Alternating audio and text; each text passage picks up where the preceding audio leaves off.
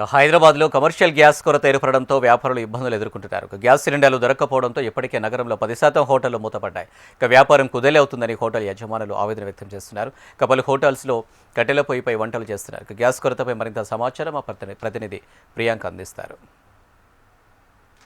దేశంలోని వంటగదిపై తీవ్రంగా చూపిస్తుంది. మనం చూసుకోవచ్చు, ఇప్పటి వరకు దేశంలో ప్రధాన రహదారులు కూడా హోటల్ అయితే దాదాపుగా 20% నుంచి 30% వరకు కూడా క్లోజ్ చేసినట్లుగా హోటల్ అసోసియేషన్ అధికారులు అయితే తెలిపడం జరిగింది. అదేవిధంగా చూసుకున్నట్లయితే దేశంలోని పలు ప్రధాన నగరాల్లో అయితే తీవ్రంగా గ్యాస్ కొరత అయితే మనకు కనిపిస్తుంది. గ్యాస్ కొరతతో గ్రామాల్లో పట్టణాల్లో అయితే ప్రజలు ఇబ్బందులు ఎదుర్కొంటున్నారు. అలాగే గృహావసరాలకు గ్యాస్ కొరత లేదని అధికారిక యంత్రాంగం ప్రకటిస్తున్నప్పటికీ కూడా వాస్తవాలు మాత్రం పరిస్థితులకు భిన్నంగా అయితే కనిపిస్తున్నాయి. గ్యాస్ సిలిండర్ బుక్ చేస్తే డెలివరీకి కనీసం 10 రోజుల సమయం అన్న పడుతుంది. గ్యాస్ సిలిండర్ తీసుకున్న 45 రోజుల త్వరగానే గ్యాస్ తిరిగి బుక్ చేసుకోవాలనే నిబంధనలను విధించడం అయితే జరిగింది. ఈలోగా గ్యాస్ అయిపోతే కట్టెలపై వెలిగించాల్సిన పరిస్థితి మనకు కనిపిస్తుంది. అయితే కమర్షియల్ అవసరాల కోసం అయితే వినియోగించే గ్యాస్ సిలిండర్లకు మరింత కొరత అయితే ఏర్పడింది. నగరంలో కమర్షియల్ సిలిండర్లు దొరకకపోవడంతో కూడా కొన్ని హోటల్ అయితే మూసివేశారు. కొందరు కట్టెల పొయ్యితో అయితే నానా తంటాలు పడుతున్నారు. మనం ఇక్కడ విజువల్లో చూసుకోవచ్చు. అయితే గ్యాస్ కొరతతో వినియోగదారులు ఆందోళన అయితే చెందుతున్నారు. ముందస్తు అవసరాల కోసం గ్యాస్ను బుక్ చేసుకునేందుకు అయితే తొందరపడుతున్నారు చాలామంది.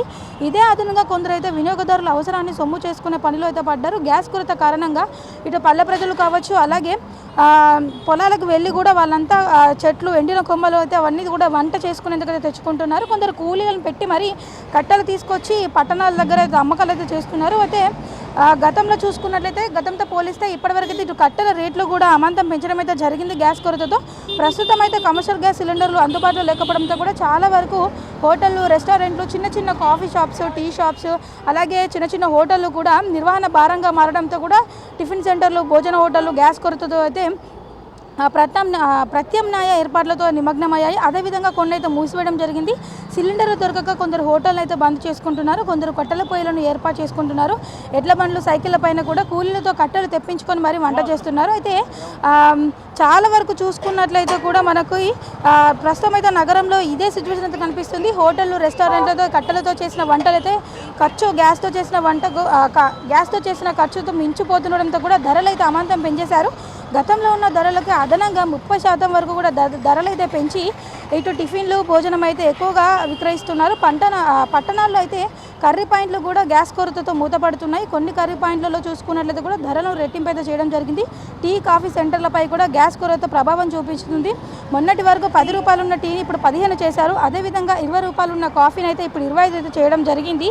అయితే చాలా వరకు కూడా ఇప్పుడు హోటళ్ళు, అలాగే ఏవైతే హాస్టల్స్ ఉంటాయో అయితే హాస్టల్స్ దగ్గర కూడా చాలా వరకు ఇప్పుడు మెనూలో ఉన్న అన్ని వంటకాలను కాకుండా నార్మల్గా సింపుల్గా అయిపోయి వంటకాలను అయితే ఎక్కువగా చేస్తున్నారు. ఎందుకంటే గతంతో పోలిస్తే ఇప్పుడు గ్యాస్ కొరత ఎక్కువగా ఉన్న నేపథ్యంలో కూడా పెద్దగా హడావిడి ఉన్న వంటలు కాకుండా చారు, పప్పు లాంటివి చేస్తే బాగుంటుందని కూడా అధికారులు అయితే తెలపడం జరిగింది. అదేవిధంగా చాలా హోటల్స్లో చాలా వరకు ఐటీ కారిడార్లో కూడా హాస్టల్స్లో గ్యాస్ కొరత ఉన్న నేపథ్యంలో కూడా చాలా వరకు ఐటీ కారిడార్లో ఉన్న హాస్టల్స్ అయితే కొన్ని క్లోజ్ చేశారు. కొన్ని దగ్గర చూసుకున్నట్లయితే కూడా మెనూ కూడా కుదించి వంటలు చేయడం మీద జరుగుతుంది. అయితే చాలా వరకు చూసుకున్నట్లయితే కూడా నగరంలో ఇప్పుడు చాలామంది కూడా గ్యాస్ పైన ఆధారపడ్డ వాళ్ళు ఎక్కువగా మనకైతే ఉన్నారు. అయితే ప్రస్తుతం దేశవ్యాప్తంగా గ్యాస్ సరఫరాలు ఇబ్బంది తలెత్తడంతో కూడా ఆహార సంబంధిత వ్యాపారాలపై కూడా తీవ్ర ప్రభావం అయితే చూపిస్తుంది చాలా వరకు. అయితే ఇటు రాష్ట్ర ప్రభుత్వం, కేంద్ర ప్రభుత్వాలు గ్యాస్ కొరత పెద్దగా ఏమీ లేదని, దానివల్ల ఇబ్బందులు ఏమీ లేవని చెబుతున్నప్పటికీ కూడా క్షేత్రస్థాయిలో మాత్రం గ్యాస్ సిలిండర్లకు ఇబ్బందికర పరిస్థితులు మనకు కనిపిస్తున్నాయి. ఈ కొరత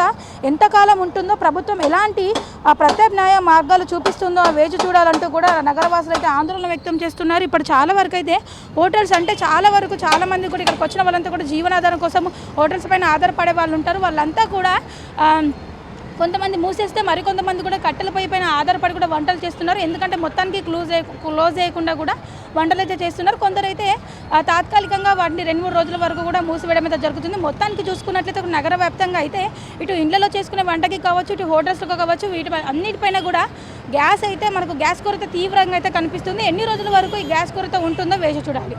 ఇప్పుడు తెలుసు. గజనంతో ప్రియాంక, HM TV.